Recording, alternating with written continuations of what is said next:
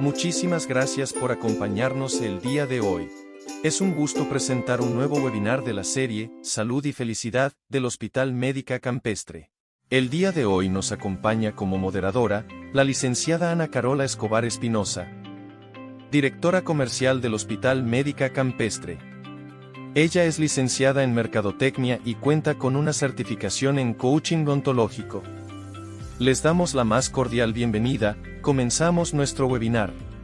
Hola, ¿qué tal? Muy buenas tardes a todos. Sean todos bienvenidos a un capítulo más de la serie Salud y Felicidad que presenta el Hospital Médica Campestre. El día de hoy, pues con motivo justo de las fechas en las que nos encontramos, estamos en la campaña de la donación de sangre. Es por eso que nos acompaña la doctora Ana Isabel Hernández Blas. Ella es patóloga clínica, es maestra en Administración de Instituciones de Salud. Ella es médico cirujano con especialidad en Patología Clínica, maestría en Administración de Instituciones de Salud, certificación COMPAC, certificada en toma de muestra sanguínea venosa, punción difícil y punción capilar, con base al estándar GP41.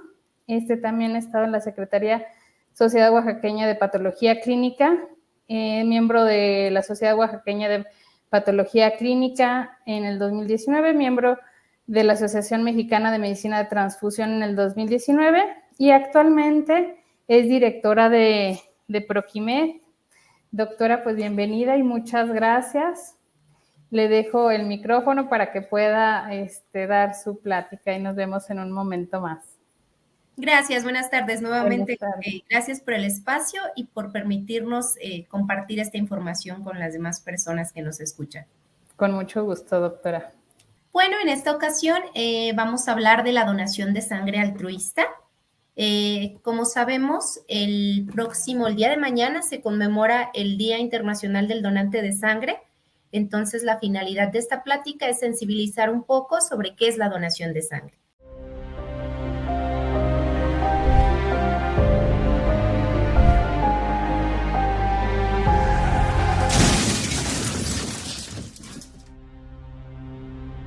La vida te cambia en un segundo. Una respuesta médica inmediata es esencial. Pero hay un elemento que sin él los médicos no pueden ayudar. No hay nada que sustituya a la sangre humana. Y nos hacen falta donadores.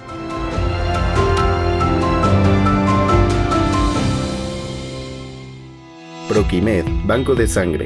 Dona sangre, salva vidas.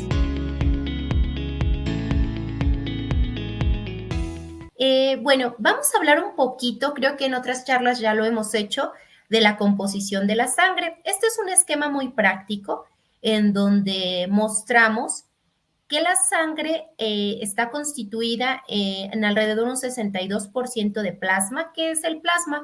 Es una solución acuosa que transporta nutrientes, hormonas y desechos. Otra parte son los glóbulos rojos o eritrocitos. Representan del 38 al 48% y contienen la hemoglobina, que es útil para transportar el oxígeno a los tejidos. Posteriormente, como lo observamos en esta plaquita, son los glóbulos blancos que ocupan el menos del 1% de la composición de la sangre y son responsables del sistema de defensa, el sistema inmunitario. Por otra parte, tenemos las plaquetas, que son el menos del 1% y participan activamente en la coagulación para detener los sangrados. Es importante mencionar que los porcentajes pueden variar ligeramente según la persona, las condiciones de salud, pero son las proporciones generales. Ahora, es importante, me gusta mucho ponerles esta diapositiva, porque cuando hacemos un sangrado, es decir, una bolsita, que más o menos son 450 mililitros de sangre, eso es una sangre total, que es lo que vemos aquí como ST. Esta, a su vez, nosotros la centrifugamos, es decir, la fraccionamos, y es que vamos a obtener las distintas partes de la sangre. un crioprecipitado, plasma, plaquetas y eritrocitos, que ya en esta modalidad lo conocemos como un hemocomponente.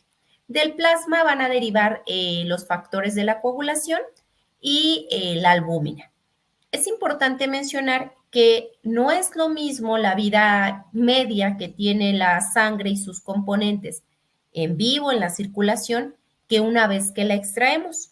Una vez que la extraemos, el plasma congelado, siempre y cuando ya esté congelado, dura alrededor de 3 años. Los eritrocitos o concentrados eritrocitarios duran 42 a 45 días y los concentrados plaquetarios, siempre y cuando se mantengan a 22 grados centígrados y en agitación, para evitar que se agreguen entre ellos, duran alrededor de 5 días. ¿Por qué es importante que conozcamos la vida de los eritrocitos? Son preguntas que luego nos hacen. Oye, pero ¿por qué me dices si en promedio un eritrocito, un glóbulo rojo, dentro de la circulación tiene de vida 120 días? Porque una vez que lo extraes se reduce el tiempo de vida. Esto obedece a que el eritrocito, una vez que se retira de la circulación, sufre cambios en sus membranas y por lo tanto en esa capacidad del intercambio, como lo mencionábamos hace un ratito, es útil para transportar oxígeno a los tejidos. Cuando hablamos de una membrana, como la mostramos aquí, que poco a poco va perdiendo sus características, sus propiedades, pues el eritrocito propiamente envejece. Por lo tanto, si nosotros queremos utilizar este concentrado eritrocitario después de los 42 días, que es su vida esperada fuera de la circulación, las características no van a ser las mismas. Esta es la razón por la cual una vez que se extrae el hemocomponente, no podemos prolongar su vida. Aquí no aplica de, bueno, es que si lo congelas, no, pues porque definitivamente ya pierde las características o si se mantiene a temperaturas más altas se moliza. Es por ello que son las indicaciones del tiempo de vida o la caducidad de los hemocomponentes una vez que los fraccionamos. Ahora, en general, el cuerpo humano contiene entre un 50 y 60% de agua, la cual está alojada principalmente en tejidos y células. Por ejemplo, un individuo, un adulto de alrededor de 70 kilos, tiene aproximadamente entre 35 y 40 litros de sangre. De este volumen, el volumen de sangre de un adulto llega aproximadamente a una aprox de 5 a 6 litros de sangre. Esto es aproximado. Obviamente hay fórmulas más exactas para calcular el volumen sanguíneo total tanto en hombres como en mujeres. Pero bueno, ya hablamos un poquito de las características generales de la composición de la sangre y hasta ahí pues vamos como más a las propiedades de la sangre. En esta ocasión quiero platicarles un poco del sistema ABO o AB0. ¿Por qué es importante conocerlo? Bien, este sistema se descubrió en 1900 por un médico y biólogo, Karl Lenster. Este biólogo comenzó a hacer experimentos en los cuales mezclaba la sangre de diferentes personas, observando que en algunas mezclas eran compatibles y otras no. Es decir, hasta antes de 1900 las transfusiones ya existían, pero no conocíamos que había un sistema. Entonces, incluso si consultamos imágenes de las primeras prácticas de la transfusión en la medicina, algunas prácticas era que conectaban tal cual al receptor con el donante, sin ninguna segregación de grupo o alguna selección de condiciones del donador o receptor, simplemente los conectaban porque desconocían que había un sistema AB0. A partir de este pequeño experimento que hizo el biólogo, encontró que la superficie de los glóbulos rojos, como lo vimos hace un momento, la membrana, la capa que los recubre, cuenta con proteínas marcadores, o mejor dicho, antígenos. Los más comunes son el A y el B. Y además, en el plasma se presentan los anticuerpos que reaccionan anti-A y anti-B. Esta es una reacción que a mí me gusta explicar mucho, que la reacción antígeno-anticuerpo es como una reacción llave-cerradura. Es decir, necesitamos una estructura específica, pues para que para que entre en una cerradura. Esto es el sistema ABO, y de ahí su nombre. De ese descubrimiento tenemos los grupos A, B, AB y O. ¿Qué hablar del RH? En 1940 se descubrió otro grupo de antígenos, recordemos, llave, cerradura. El antígeno B, este recibió el nombre de RH porque el sitio en donde lo encontraron fueron en unos simios macacos de la especie Rhesus, de ahí su nombre de RH. Y es el que permitió observar que en algunos eritrocitos, estaba presente o no. Y es de este descubrimiento que se llama el RH positivo, es decir, cuando se encuentra, y el RH negativo. Aquí en esta pequeña lámina no se alcanza a ver muy bien, pero básicamente se quiere ilustrar esa reacción antígeno-anticuerpo, que si se ve un poquito, se ve como ese granito, como esa aglutinación pequeña. Pero ¿por qué es importante conocer esta información? Hablamos generalmente de los tipos o grupos sanguíneos. Sucede que yo creo que a muchos les ha pasado es que es un grupo sanguíneo raro o difícil. Y sí, a nivel mundial hay grupos que son más y menos frecuentes.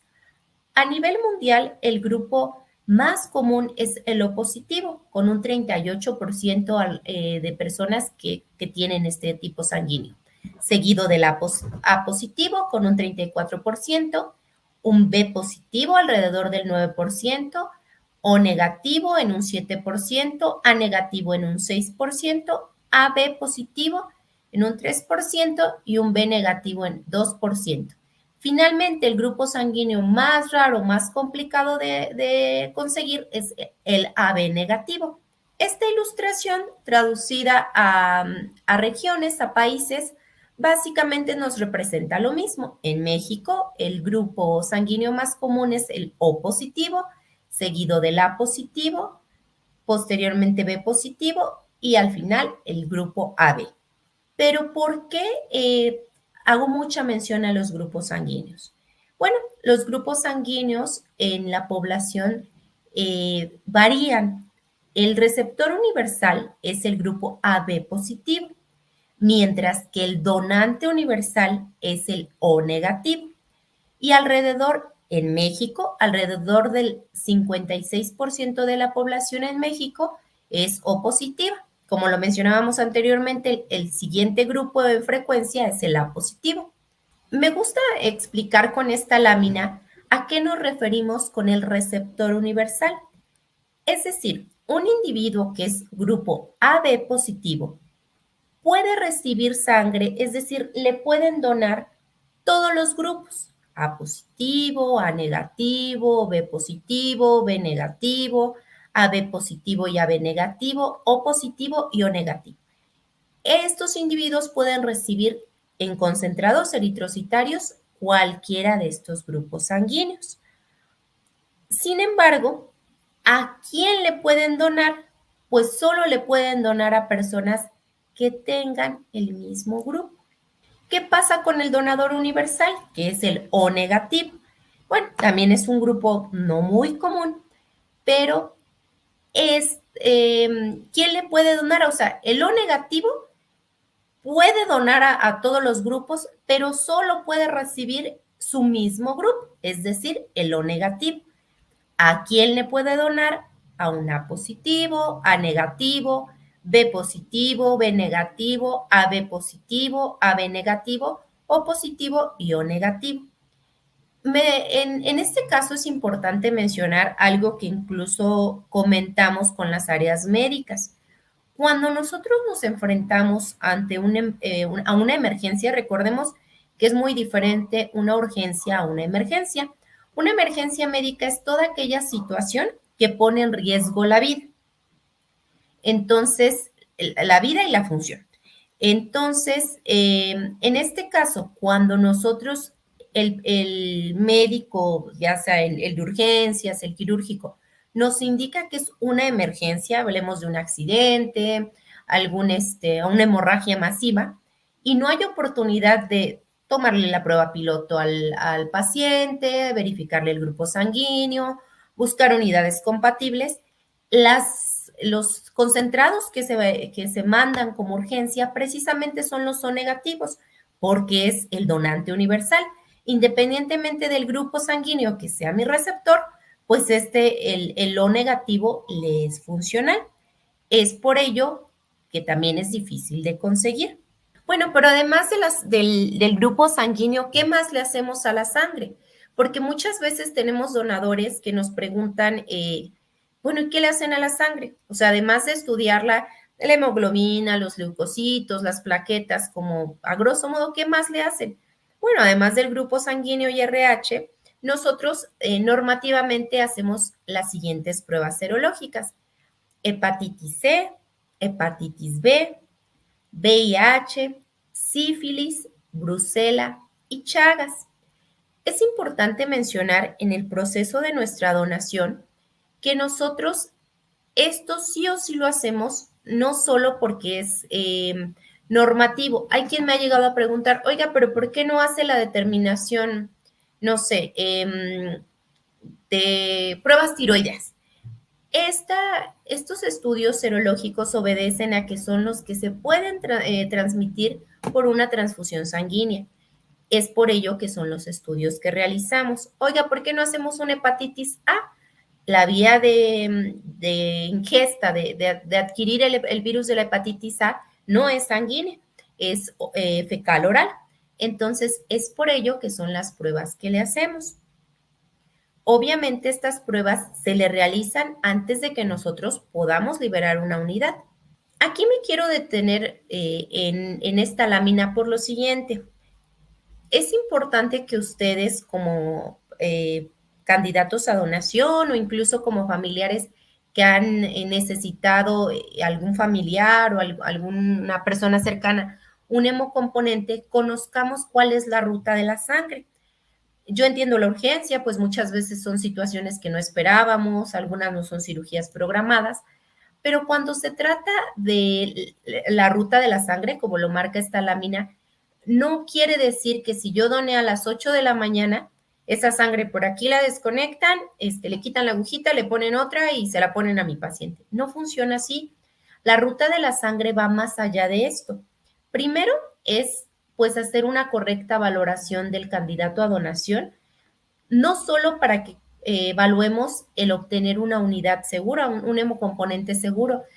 Es importante mencionar que la correcta valoración también es que mi donante, después de la donación, no tenga ninguna afectación a su salud, es decir, que no quede anémico, que si llega un poco como desvelado, que no cenó bien o muy deshidratado, obviamente al retirarle los 450 mililitros de sangre, yo lo descompenso. Entonces ese donante, de ser un individuo sano, puede pasar a un enfermo.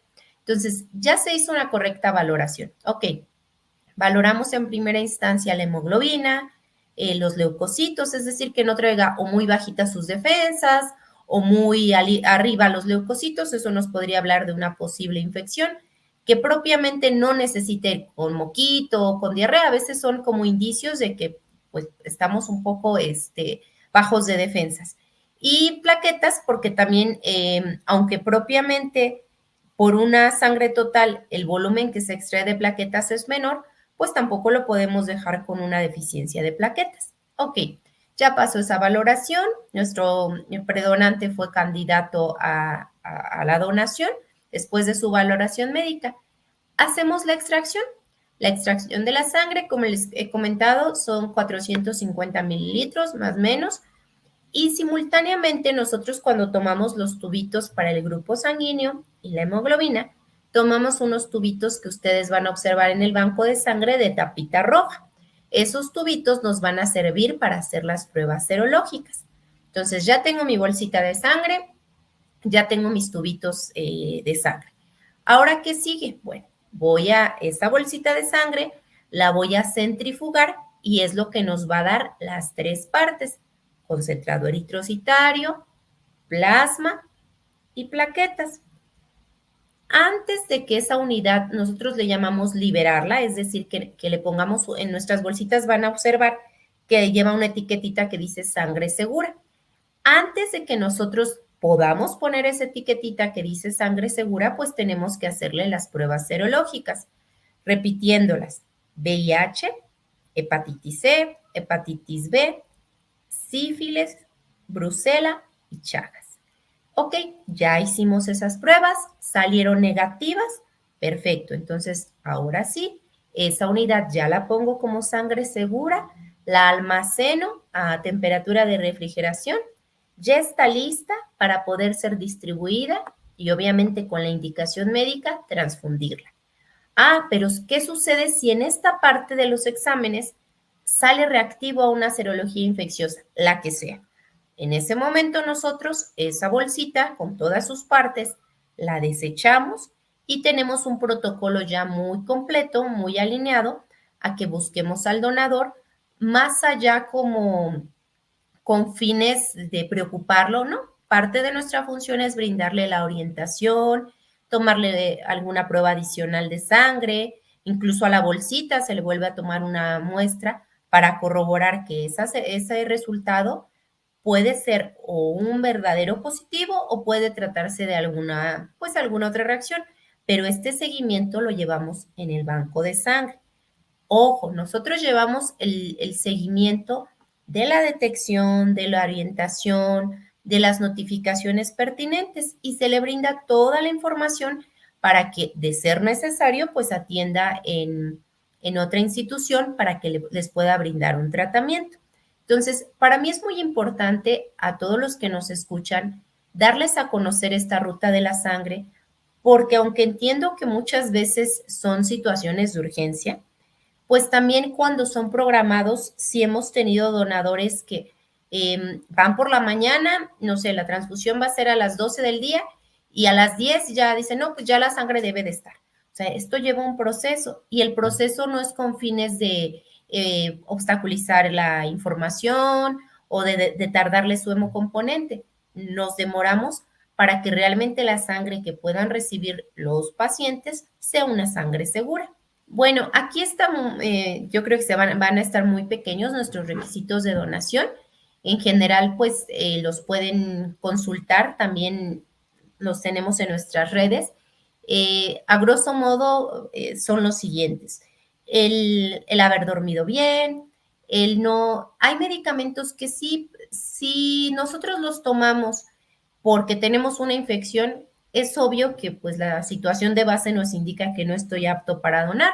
Entonces, le llamamos que tiene un periodo de diferimiento, es decir, una vez que termines tu tratamiento, en tantos días puedes donar. Esos son periodos de diferimiento.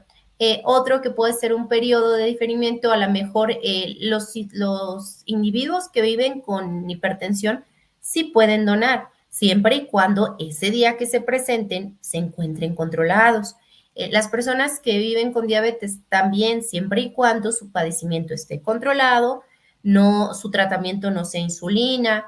Las mujeres que están menstruando pueden donar siempre y cuando acuden su hemoglobina esté en los valores necesarios, no tengan hipotensión, porque como les mencioné anteriormente, la finalidad tampoco es que nuestro posible donante o ya el donante de sangre pues tenga una afectación después de la donación.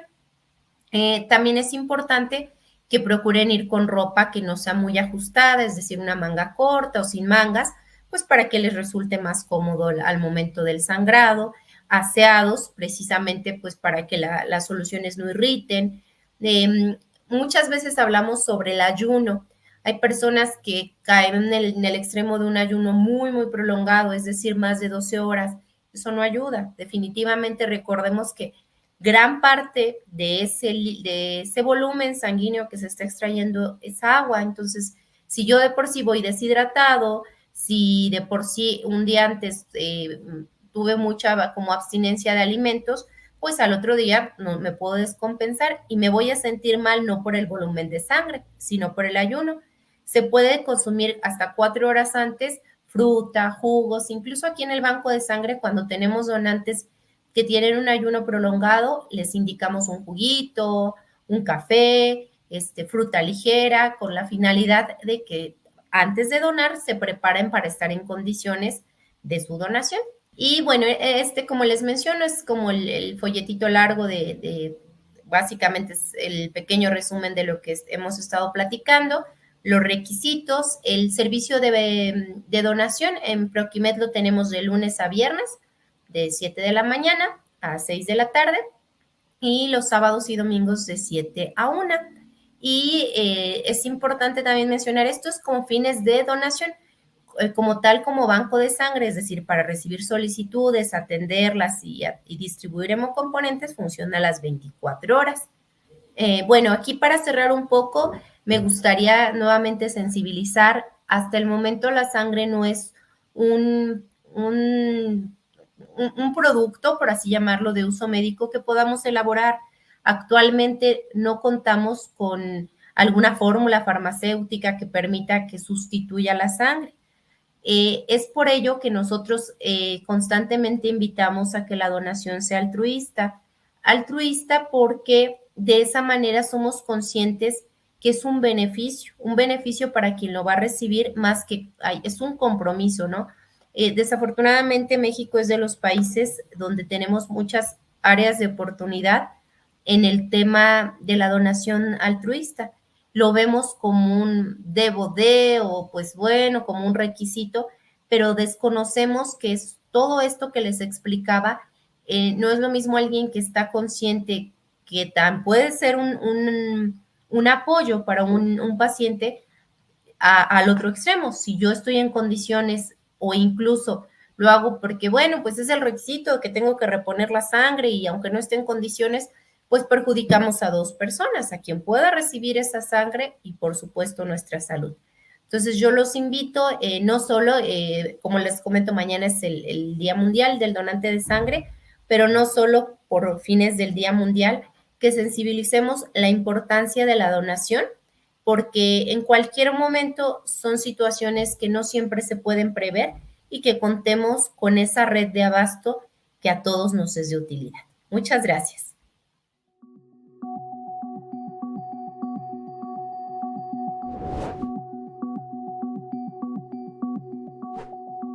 En cada gota de sangre hay una historia. Una historia de esperanza y de vida. Para algunos, esa historia está en peligro. No hay nada que sustituya a la sangre. Ven a Banco de Sangre para salvar vidas. Proquimed, Banco de Sangre. Dona sangre, salva vidas. Muchas gracias, doctora.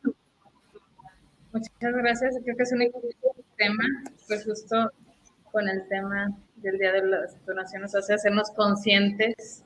Creo que en ocasiones es algo que no tenemos como tan palpable la necesidad y finalmente tener toda esta información completa pues nos hace sensibilizarnos. En cualquier momento cualquiera de nosotros puede requerirlo y pues qué importante tener toda esta información a detalle. Y hay gente que nos estuvo haciendo ahorita en línea algunas preguntas y sí, las voy a ir haciendo a ver si nos puede apoyar, doctora, a contestarlas. Claro. María, los hipertensos y diabéticos sin tomar su medicamento, o no importa que ya lo tomó, como la metformina o otro, por ejemplo, que ellos puedan donar, tienen que dejar el medicamento, es lo que entiendo, pregunta. No, de hecho el hipertenso, siempre y cuando no sean betabloqueadores, es decir, metoprolol, todos los que terminen en ol, porque esos de por sí pues generan que la resistencia, la presión en los vasitos baje y pues puede perjudicar. Pero si son otro tipo de fármacos, captopril, para la hipertensión, pueden tomarlos antes de acudir. Recordemos, las personas que viven con diabetes siempre y cuando estén controladas, es decir, sí tomo mi metformina, pero pues obviamente generalmente son individuos que les pedimos que lleven su control de glicemia muy estricto, ¿no? Entonces, Si por la mañana se la tomó, pero tenía, no sé, 280 de glucosa, pues entonces no cumple el ser una persona que vive con diabetes y está controlada. Entonces, la indicación sería estar controlado y sí puede tomar el medicamento siempre y cuando no sean todos los beta bloqueadores. Ok, perfecto. Luis nos pregunta que si también pueden donar personas que estén en tratamiento psiquiátrico. No, ellos en ese sentido no, porque como les mencionaba, siempre evaluamos la patología de base. Entonces, muchas veces son fármacos que ya llevan un buen rato en la sangre y pues no siempre cumplen el tiempo, como son muy variados, cumplen el tiempo en que tendrían que llevar literal como la cajita que estemos revisando. Siempre hacemos esa revisión. De repente, pues les comento, como pacientes decimos, es la pastillita blanca redonda, ¿no? Entonces, bueno, a veces hay personas, no que todos apliquen, pero que te llevan, mira, si estoy en un tratamiento, no sé, para depresión, este es el medicamento que estoy tomando, ¿no? Entonces, ya con esa información, nosotros podemos valorar, ok, pues, ¿hace cuánto te lo tomaste? No, pues hace 24 horas. Ah, estás dentro, ¿no? Entre más información nos den al médico que recibimos donadores, es mejor. Como les comento, ese de la pastillita blanca redonda, pues realmente, básicamente, si no conocemos cuál es, no podrías donar por el posible efecto adverso a quien la pueda recibir. Claro, ok. Y bueno, también nos pregunta Leticia, ¿el seguimiento en caso de serología positiva, cualquier institución receptora debe dar seguimiento al donante? La norma oficial mexicana, la 253, que regula los bancos de sangre, en el numeral 9, nos marca qué debemos, incluso viene el algoritmo, qué debemos de hacer ante un donante que resulta positivo. Todos los bancos, seamos públicos, privados, paso uno es desechar la unidad. Esa unidad no se puede administrar. Obviamente con el protocolo, o sea, no nada más es deshacerme de ella y ya, ¿no? Se sigue todo un protocolo. Y sí o sí tenemos que hacerle saber al donante, pues, el resultado. Muchas veces depende ahí si estás en un instituto, en las instituciones públicas, digamos que a veces el banco se concreta como a canalizarlo con el área de epidemiología, ¿no? Sobre todo en el sector público, que ya tienen como adentro toda esa infraestructura. Cada banco de sangre privado, pues, alineamos esa necesidad según nuestros procesos. Nosotros, ¿cómo lo hacemos? La orientación es totalmente viene de las médicas valoradoras, que en este momento tengo 2 médicas valoradoras. Siempre es personalizado, o sea, no es que dejen el recado, no es que le mando un correíto, o sea, buscamos que sea personalizado para responder todas esas dudas e inquietudes. Se les explica qué se va a hacer, por qué se pide nueva muestra, se les da una fecha, a ver, en 15 días tengo tu resultado, siempre se da ese acompañamiento. Si no los exige la norma, lo que cambia es cómo cada institución lo aplicamos en nuestro trabajo diario. Ok. Y bueno, también nos pregunta María, ¿desde qué edad es permitido donar sangre? Desde los 18 años. Desde los 18 años ya se puede donar, porque pues ya es mayoría de edad e incluso parte de lo que se les solicita es la identificación. Ok. Y Marta nos pregunta si las personas con hipotiroidismo pueden donar. Igual, tendríamos que valorar porque depende ya el tiempo que lleven en padecimiento, que se encuentren controladas, qué medicamento les han dado. Hay quien, no sé, hay casos diferentes. Hay quien en algún momento tuvo algún nódulo tiroideo, algún bocio, recibió radiaciones, recibió un tratamiento con yodo, entonces esas personas no van a donar. Sin embargo, hay personas que no están en ese escenario, viven con hipotiroidismo, pero su tratamiento es otro. De igual forma, ¿no? O sea, es por ello que a veces las valoraciones médicas se extienden un poco, porque es donde como médicos valoramos, a ver, ¿hace cuánto tienes esto? ¿Qué has recibido de tratamiento, no? Y claro, incluso hay personas que hace mucho tiempo tuvieron padecimientos importantes, pero si ya pasaron ciertos años, ya no hay ningún problema. Es por ello que les pedimos esa información. E incluso yo varias veces a las personas que he valorado, lleva tu medicamento, porque pues muchas veces hay quien toma muchos y creemos que por ser muchos no pueden donar, ¿no? Y resulta que no, que son medicamentos con los que sí se puede donar. Ah, ok. Y también Sergio nos hace una muy interesante pregunta. Nos pregunta, por ejemplo, en el caso, supongo, directamente con Proquimed, si existe la opción de generar una campaña de donación dentro de las empresas y si ustedes pueden asistir como empresa con ellos para poder hacer la campaña. Supongo, a lo mejor tiene que haber un registro o algo previo, no sé, usted diría, no sé, ¿cómo lo trabajan con empresas? Mira, actualmente sí se podría. ¿Cómo lo hacemos actualmente? A través de nuestra área comercial nos contactan de la empresa, nos hablan, bueno, es un volumen así.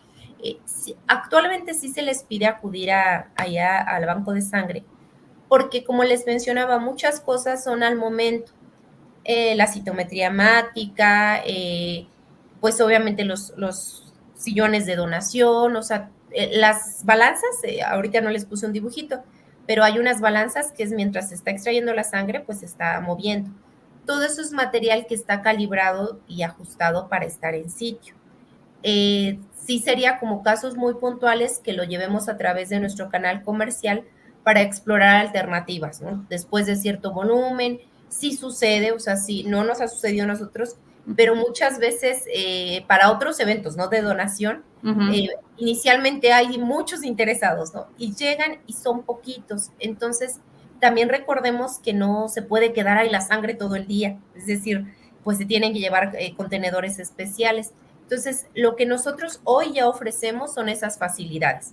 ¿Cuáles son las facilidades? Bueno, ir a dar pláticas de sensibilización antes, darles ciertas prioridades para su registro, incluso de repente se manejan algunas clínicas, algunas empresas con citas para que lleguen y precisamente pues no estén ahí todo el día. O sea, se les da muchas facilidades, pero sí yendo hoy al banco de sangre de Proquimed. Ok, de acuerdo. Nos pregunta Cristina que si vive con una persona que tiene cirrosis, ¿ella puede donar? Bueno, en el sentido estricto, la cirrosis tiene varias causas. Tenemos las cirrosis que son de origen alcohólico, otras, si es causada por hepatitis C, en ese sentido no. Si es causada por hepatitis C, no todas las cirrosis son ligadas a la hepatitis C. Algunas, como les comentaba, pues obedecen a otros padecimientos. De acuerdo. Nos pregunta la edad límite para donar. Sí, idealmente nosotros son los 60 años. ¿Por qué? Porque también depende el hemocomponente que se va a donar. Aquí es donde otra vez entra mucho el criterio, pues sí, médico, es la edad límite y también tenemos escenarios en los que pues son aún más jóvenes, o sea, tenemos personas de 60 años que están en perfecto estado de salud y tenemos personas de 19 años que no lo están. Entonces, como les comentaba, aquí valoramos de las dos partes, no solo la edad, sino que también quien va a donar esté en condiciones de hacerlo para no dejarlo pues anémico, ¿no? Sabemos que después de ciertos años, si está ya en el límite de la hemoglobina y lo sangramos y no tiene la misma velocidad de recuperación, pues al ratito queda con anemia, ¿no? Entonces, sí, aunque existe ese intervalo de edad, porque así no los marca la norma, también es cierto que se hace una cuidadosa valoración para determinar si es apto o no. Ok, de acuerdo. Y bueno, también pregunta María, ¿tomo Citral? ¿Podría donar sangre? Ay, Citral, permítame, es que no recuerdo ahorita. Si quiere, hacemos otra pregunta. Sí. Pregunta otra María, si te dio fiebre de Malta hace 20 años, pero no se quita de tu registro, ¿se puede donar o no? No, esa es una de las condiciones que es así no dona. Ok. ¿Con qué frecuencia, pregunta Patricia, con qué frecuencia puedo donar sangre si soy donadora? Sí, las mujeres pueden donar cada 4 meses, o sea, 3 veces al año, y los hombres pueden donar cada 3 meses, es decir, 4 veces al año. Ok, muy bien. Entonces podemos apoyar mucho con las donaciones. Sí. María pregunta, hola, disculpe, ¿el personal de salud es apto para donar, ya que es muy bien sabido que no somos aptos, o al menos eso es lo que nos dicen? Mira, muchos que estamos en el área de la salud es como ese candado, ¿no? ¿Sabes qué? No puedes donar. Pero pues también depende mucho en qué área de la salud estás, ¿no? Tan está en el área de la salud la persona de recepción y pues en ningún momento tiene contacto propiamente con pacientes. Obviamente con quien se tiene mucho cuidado es con todas las áreas quirúrgicas o de urgencias, porque pues por alguna posible, que no usaron equipo de protección y salpicaron, alguna punción, algún manejo de secreciones no adecuado, pero si son personas, áreas de la salud que propiamente no están en contacto con pues fluidos de riesgo que no son quirúrgicos, e incluso siendo quirúrgicos, hay algunos estudios justo en hospitales donde han hecho como esa labor de hacer un mejor escrutinio, es decir, a ver, en un año, ¿cuántas veces has tenido una punción? No, pues ninguna vez. ¿Has usado tu equipo de protección? Sí, y ya haciendo la serología realmente no hay riesgo, pero sí tiene que ser como con ese cuidado. Mismo que aplicaría para personas que pues no están, muchas veces no minimizamos un poco el que vive cuidando a una persona con un padecimiento viral, ¿no? Y si tú, que eres un familiar, es decir, no eres del área de la salud, no tienes los cuidados, igual estás en riesgo. Entonces, aquí lo que procuramos de entrada es no darles como el no puedes donar, sí darles como la oportunidad de hacerles esa valoración y esas preguntas como muy a conciencia. Ok, muy bien, doctora. Pues mire, nos estamos acercando al cierre con el tiempo. De momento, si alguien se quedó con alguna otra duda, ¿cómo los pueden contactar, doctora, para más información? Claro, les doy el número que generalmente tenemos de banco de sangre. Ajá. Mire, banco de sangre es el 477. ¿De acuerdo? 678 6953. Ok, supongo, bueno, también redes sociales, sitio web. Sí, en Facebook también estamos. De hecho, ahorita, con motivo del Día del Donante de Sangre, estamos pasando ahí algunas historias, compartiendo algún contenido como muy específico de esos mitos y realidades. Invitarlos nuevamente a participar en el Club del Donante Altruista, que ya está instaurado en Banco de Sangre Proquimed, en el cual pues recibe estos, pues, como este seguimiento a la donación, ¿no? El pertenecer al club te vuelve, en el caso sobre todo de grupos sanguíneos raros, cuando tenemos un desabasto, pues ese contacto seguro de, oye, mira, tenemos esta situación, y que también sientan como esa cadena de seguimiento y de seguridad. Ay, qué bueno. Sí, porque hay algunos grupos que pues están mucho más vulnerables, que van a tener este acompañamiento. Doctora, pues le agradezco mucho a nombre del Hospital Médica Campestre. Le haremos llegar el reconocimiento por su valiosa participación el día de hoy. Agradecemos pues también a todos los que, bueno, ahí lo está viendo en pantalla. Agradecemos a todos por su valiosa participación, todos los que estuvieron aquí a lo largo del webinar. Les recordamos que el apartado de folletos se encuentra en la parte superior derecha. Podrán descargar la revista Salud y Felicidad. Además, podrán compartirla con sus contactos en redes sociales, y ahí mismo podrán encontrar la presentación que amablemente el día de hoy nos presentó la doctora. Y para las personas que nos estuvieron preguntando sobre la constancia de la asistencia al webinar, les recuerdo que el tiempo mínimo para generar la constancia es de 45 minutos en línea, y esta se genera en el link que Pablo ahorita nos hizo a favor de subir al chat. Si alguno de ustedes tiene problemas para descargar esta otra constancia, pueden marcarnos al correo electrónico y con gusto pues resolvemos. Y bueno, ya para finalizar, los queremos invitar a nuestro próximo webinar, el cual transmitiremos el próximo jueves 20 de junio.